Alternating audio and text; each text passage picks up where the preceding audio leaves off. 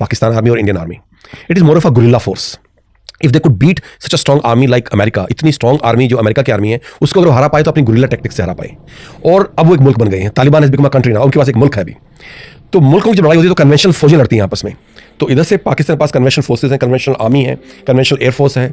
लेकिन अफगानिस्तान के पास में उस तरह की कन्वेंशनल स्टैंडिंग आर्मी नहीं है. उनकी टैक्टिक्स अभी काफ़ी हद तक सुसाइड बॉम्बर्स के ऊपर, गुरिल्ला वॉरफेयर के ऊपर, छोटी छोटी टुकड़ियों में लड़ने के वही टैक्टिक्स चली आ रही है. जब आप उस टैक्टिक्स से लड़ते हैं तो आपको बहुत ज़्यादा पैसे की जरूरत नहीं पड़ती, आपको बहुत ज़्यादा एडवांस टेक्नोलॉजी और बहुत ज़्यादा राफेल्स की जरूरत नहीं पड़ती है.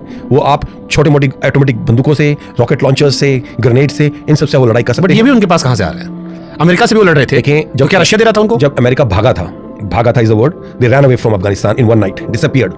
जो वहां से भागे थे दुम दबा के अमेरिकन अफगानिस्तान से, भागे थे दुम दबा के, बिकॉज दे वर प्रेजेंट. आज वो उपस्थित हैं, पूरे कंट्रोल रखा हुआ है. रातों रात अगली सुबह तक पूरा अमेरिका गायब हो गया अफगानिस्तान से. इसको भागना ही कहा जाएगा, इसके अलावा इसके लिए कोई शब्द है ही नहीं. डर के मारे या थैंक यू अब हो गया. हम जब 20 साल से आपकी कैजुअलिटीज हो रही हैं, आप एक टोटली इम्पावरिश्ड कंट्री को आप काबू नहीं कर पा रहे हैं, तो क्या बोलें? डर था और क्या था कि हम मरे जा रहे हैं, कुछ भी नहीं हो रहा, वी आर अचीविंग नथिंग, कुछ मिल नहीं रहा है और लोग मर रहे हैं, तो फिर कुछ भी करें. लेकिन भागे तो थे अमेरिकन, रातों रात गायब हो गए थे. 12 घंटे के अंदर अंदर एवरी अमेरिकन लेफ्ट अफगानिस्तान. और जब वो भागे वहां, तो जो इनकी इतना ज्यादा जो उन्होंने अफगान आर्मी क्रिएट कर रखी थी, एक तालिबान से लड़ने के लिए अमेरिका ने क्रिएट कर रखी थी अफगान आर्मी.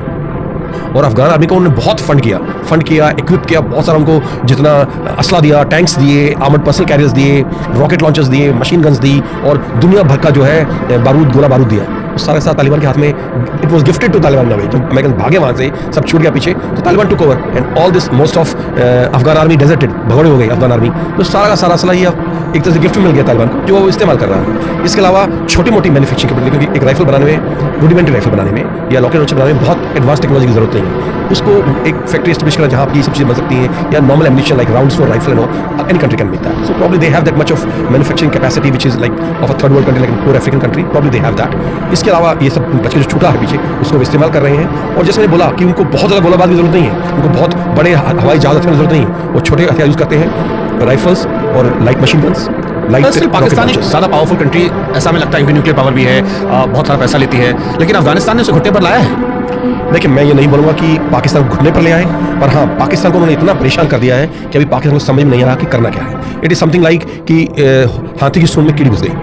अब कीड़ी है तो बहुत छोटी, लेकिन हाथी बच नहीं सकता उससे, और हाथी तड़पता रहेगा. वो हालत इस वक्त पाकिस्तान की है. पाकिस्तान वो हाथी है और तालिबान वो चींटी है. पाकिस्तान ने कई मोर्चों फंस गया. जैसे एक तो हम अफगानिस्तान की बात कर रहे हैं, पैरेलली एक और न्यूज बड़ी ट्रेंड चली कि जो उन्होंने अपना करार किया था गल्फ कंट्री में कि भाई तेरी लड़ाई मेरी लड़ाई. अब दुनिया कह रही है कि उस टाइम पाकिस्तान को लगा हुआ कौन इन पे हमला करेगा. बिल्कुल. अब क्या वो जो गल्फ कंट्रीज में देश हैं, सऊदी से करार है इनका? जी. सऊदी अरब से पाकिस्तान ने करार किया कि भाई तेरी लड़ाई मेरी लड़ाई, मेरी लड़ाई तेरी लड़ाई. काफी लोग शॉक हुए थे कि ऐसा क्यों हुआ. हम इंडियंस थोड़ा कंसर्न थे कि यार सऊदी लड़ाई लड़ेगा, शायद इनको फंड ज्यादा मिल जाएगा.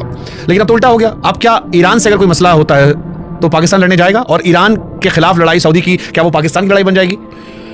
देखिए, जिस तरह की जियोपॉलिटिकल सिचुएशन इस वक्त दुनिया में है, कुछ भी हो सकता है, सब कुछ संभव है, किसी चीज को नकारा नहीं जा सकता. क्या पाकिस्तान इन्वॉल्व होगा इस युद्ध में? हो सकता है. उसके दो कारण हैं, दो वजह हैं जो मैं बोल रहा हूं. पहला तो जो पैक्ट आप बोल रहे हैं, म्यूचुअल डिफेंस पैक्ट, कि अगर सऊदी अरब पर हमला होगा तो पाकिस्तान उसको अपने ऊपर हमला मानेगा, एंड वाइस वर्सा, कि पाकिस्तान पे होता सऊदी उसको अपने ऊपर हमला मानेगा. और इस वक्त सऊदी पे हमला हो रहा है, तो एज पर दिस पैक्ट तो ये पाकिस्तान पे हमला माना जाएगा, जिस तरह नेटो का है. और आपको याद हो, एक बहुत बात चली थी बीच में ईरान युद्ध से पहले इस्लामिक नेटो की, क्योंकि खबरें उड़ रही थी कि टर्की भी इस अलायंस को ज्वाइन करना चाहता है, अजरबैजान ज्वाइन करना चाहता है. तो वो तो अब ध्वस्त हो गई पूरी तरह से इस लड़ाई के कारण.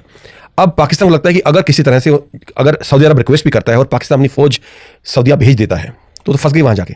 वो अमेरिकन के खिलाफ लड़ रही है. Iran, they are fighting against Iran now. तो ईरानी मिसाइलें वहां गिरेंगी. अगर ईरानी मिसाइलें वहां गिरेंगी, कैजुअलिटीज होंगी, तो फिर क्या जो ईरान का दूसरा मोर्चा है पूर्वी फ्रंट पर, पाकिस्तान तो वो खुल जाएगा. तो Pakistan will active war with Afghanistan and Iran. And हम बोल रहे हैं कि ऑपरेशन सिंदूर अभी खत्म नहीं हुआ है. पाकिस्तान इतना बड़ा रिस्क नहीं उठा सकता. खत्म हो जाएगा पाकिस्तान. चाहे ईरान ज्यादा कुछ करे ना करे, पाकिस्तान के लिए इतना बड़ा रिस्क उठाना मतलब काबिल बर्दाश्त नहीं. तो फिर उस पैक्ट का क्या हुआ?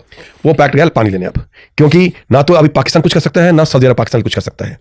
अफगानिस्तान से लड़ाई चल रही थी, क्या किया सऊदी ने? कुछ भी नहीं किया, ना कर सकता है. तो वो पैक्ट एक तरह से, जो मेरा मानना है, नहीं फील गुड तो है, उसका एक और एंगल था. क्योंकि जिस तरह से ईरान अपनी न्यूक्लियर कैपेबिलिटीज बढ़ा रहा था, अब ईरान और सऊदिया जाने माने दुश्मन है एक दूसरे के उस खित्ते में, और सबसे बड़े मुल्क हैं दोनों ये, और एक शिया और एक सुन्नी, और इनका जो दुश्मनी है जग जाहिर है.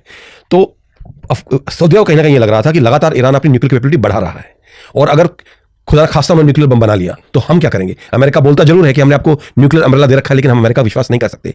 तो उनको एक क्रेडिबल डिटरेंस चाहिए था ईरान के खिलाफ कि आपने बम बनाया तो हमारे पास बम है, पाकिस्तान का बम हमारा बम है। और अगर कभी इजराइल ने हिमाकत की हमारे पर हमला करने की, तो इजराइल को मालूम होना चाहिए कि अगर उसके पास न्यूक्लियर वेपन्स हैं तो हमारे पास भी बाय डिफॉल्ट न्यूक्लियर वेपन्स, जो कि पाकिस्तान के न्यूक्लियर वेपन्स हैं। शायद ये मंशा थी ये पैक्ट बनाने की, क्योंकि सऊदिया ने कभी सपने में भी नहीं सोचा होगा कि उनके ऊपर ईरान इस तरह से हमले करेगा जो इस वक्त हो रहे हैं, और पाकिस्तान ने भी इसी कल्पना नहीं की थी। तो वो पैक्ट शायद सिर्फ न्यूक्लियर डिटरेंस तक था। हाँ, मेरा ये जरूर मानना है पाकिस्तान उसे बदले में भीख मिलती रहेगी। $2 बिलियन के लिए वो हाथ फैला रहे थे, उनके पास इतना पैसा भी नहीं था। $2 बिलियन सऊदी अरेबिया के लिए ऐसा है कि चलो आज पार्टी कर ली, $2 बिलियन खत्म हो गए। तो it is so such a small amount for them and for Pakistan it's a lifeline. Secondly, एक और चीज जो है कि क्या कर सकता है पाकिस्तान इसमें, मेरा ये मानना है कि इस युद्ध में सऊदी अरेबिया के लिए जो हेल्प अगर सऊदी ने मांगी पाकिस्तान से, तो Pakistan will transfer lot of its air defence assets to Saudi Arabia. क्यों? क्योंकि अफगानिस्तान के में जो तालिबान एजेंसियों की लड़ाई इस वक्त चल रही है, उसके पास अपनी कोई एयरफोर्स नहीं है। तो पाकिस्तान के जो एयर डिफेंस एसेट्स हैं इस वक्त इस्तेमाल नहीं हो रहे हैं और अफगानिस्तान की लड़ाई में इस्तेमाल नहीं होंगे, तो उनको टेम्परेली वो शिफ्ट कर सकता है सऊदी अरेबिया में, क्योंकि सऊदी अरेबिया की जो एयर डिफेंस है काफी हद तक नाकाम साबित हुई है against Iranian missiles and drones. उनके अरमैको जो सबसे बड़ी रिफाइनरीज है उस पर 2-3 बार हमला हो चुका है, उसकी प्रोडक्शन बंद हो चुकी है, उनकी पाइपलाइंस पर हमला हो रहा है, उनकी जो ऑयल टर्मिनल्स है वहां पर लगातार हमला हो रहा है। तो पाकिस्तान सऊदिया की ये रिक्वेस्ट मान सकता है कि वो अपने एयर डिफेंस एसेट्स वो सऊदी अरेबिया में डिप्लॉय कर दें। इसके अलावा एक और इंपॉर्टेंट चीज जो हमें जाननी जरूरी है और जो सुनने में आ रहा है कि अब जब अमेरिका बॉक्स इन हो गया है कॉर्नर में पूरी तरह से and they are not able to find off ramp, उन्हें बाहर निकलने का रास्ता नहीं सूझ रहा इस लड़ाई से, और ईरान जिस तरह से हावी हुआ है इसकी कल्पना किसी ने भी नहीं की थी कि इतना हावी हो जाएगा ईरान इस लड़ाई में। In fact they are coming out to be winners right now. तो इसको अभी तोड़ने के लिए, और जो हमेशा अमेरिका ने किया है, चाहे वो सोवियत यूनियन के अगेंस्ट हो, पाकिस्तान को उठा के लगा दिया, तालिबान के खिलाफ है, पाकिस्तान यूज कर लिया। तो मेरा ये मानना है कि अगर यही हालत रही, इसी हिसाब से ईरान हावी रहा मिडिल ईस्ट के ऊपर और अमेरिकन फोर्सेस के ऊपर, तो वो दिन दूर नहीं है, it can happen in a matter of weeks that America activates eastern border of Iran with Pakistan, और वहां से वो असला भेजने के लिए, ग्राउंड ट्रूथ भेजने के लिए, वहां से एक दबाव बढ़ाने के लिए, ताकि आईआरजीसी जो फोर्सेस अभी पूरी पश्चिम बॉर्डर में लगी हुई हैं उनको ईस्टर्न बॉर्डर पे भी आना पड़ेगा पाकिस्तान के खिलाफ। इसकी संभावना पूरी है। और जब बार बार ट्रंप